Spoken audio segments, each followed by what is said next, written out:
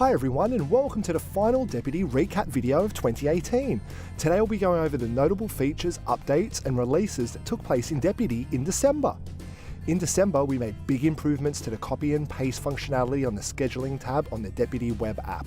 Now, when you hover over an existing shift, you will see a copy button appear which you can press to copy all the details of that shift.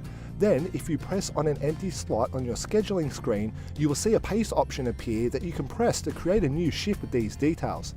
This is in addition to our existing scheduling keyboard shortcuts, which you can find a link to a full list in the description. This should make it much easier to instantly duplicate shifts across different days and locations. We've also made some improvements to newsfeed functionality in December.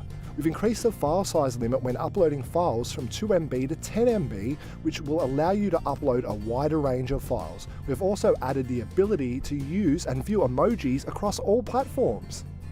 As always, we've continued to update and improve our mobile platforms. Deputy on iOS is now at version 5.4, while the iOS kiosk is at 4.0.3. Deputy for Android is at version 5.4.6. These changes include simple bug fixes and performance improvements. For those of you that use ADP Run, we've fixed a bug resolving issues with exporting area-based pay when using the on-the-fly export method. And that's everything we have for you for December. Thanks for watching and make sure to check out the description of this video for more info and help docs relating to the topics discussed in the video.